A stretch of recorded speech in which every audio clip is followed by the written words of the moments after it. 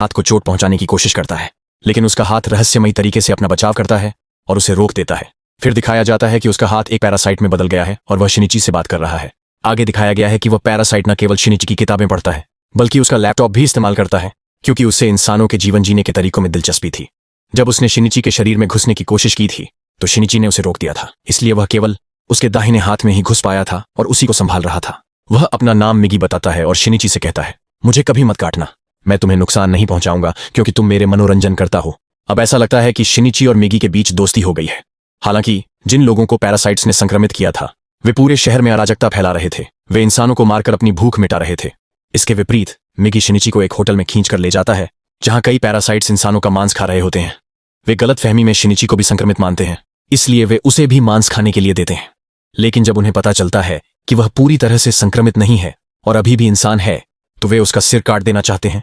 लेकिन मिगी शिनिची पर हमला करने वाले पैरासाइट्स पर हमला करके उसका बचाव करता है, क्योंकि शिनिची की मौत के साथ वह भी मर जाएगा, इसलिए उसने यह सब अपने बचाव के लिए किया था। खबरों में यह दिखाया जाता है कि शहर के लोग मारे जा रहे हैं और कोई भी हत्यारे के बारे में नहीं जान पाता, क्योंकि पैरासाइट्स यह सब चालाकी और गुप्त तरीके से कर रहे थे। शिनिची मिगी से पूछता है, रा तुम अपने साथी पैरासाइट्स को इंसानों को खाने से क्यों नहीं रोकते? और इस पर मिगी जवाब देता है, ना तुम भी सब्जियां और दूसरे जानवर खाते हो, उसी तरह हमारा भोजन इंसान है, तो इसमें क्या गलत है? मिगी अपने आसपास मौजूद पैरासाइट्स का पता लगा लेता था। स्कूल जाते समय वह शिनिची को बताता है कि तुम्हारे पास एक और पैरासाइट है।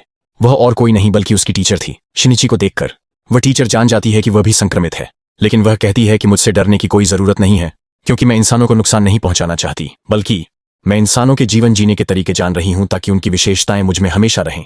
वह उसे 2 और पैरासाइट से मिलवाती है, जिनमें एक पुलिस ऑफिसर और एक स्टूडेंट शामिल होता है। वह कहती है, और यह पुलिस ऑफिसर मेरा पति है और हम एक बच्चे की उम्मीद कर रहे हैं, और वह बच्चा एक इंसान होगा। हम भी इंसानों की तरह अपनी जिंदगी जीना चाहते हैं। वह कहती है, हमें सार्वजनिक तौर पर लोगों को मारने की जरूरत नहीं है, यह अनावश्यक है। वह कहती है कि हम अकेले में खाना चाहते हैं, क्या तुम हमारे समूह का हिस्सा बनोगे? लेकिन मिगी मना कर देता है। अगले दिन वही पुलिस ऑफिसर उनके पास आता है। तब मिगी शिनिची को बताता है, यह हमें मारने आया है, क्योंकि उसने पता लगा लिया था कि उस दिन हमने होटल में एक पैरासाइट को मार दिया था। इसी बीच पुलिस ऑफिसर उस पर हमला करता है। मिगी और शिनिची उससे लड़ते हैं और आखिर में शिनिची उसे मार देता है।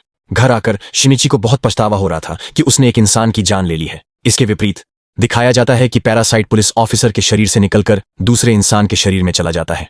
वो और कोई नहीं बल्कि शिनिची की मां होती है।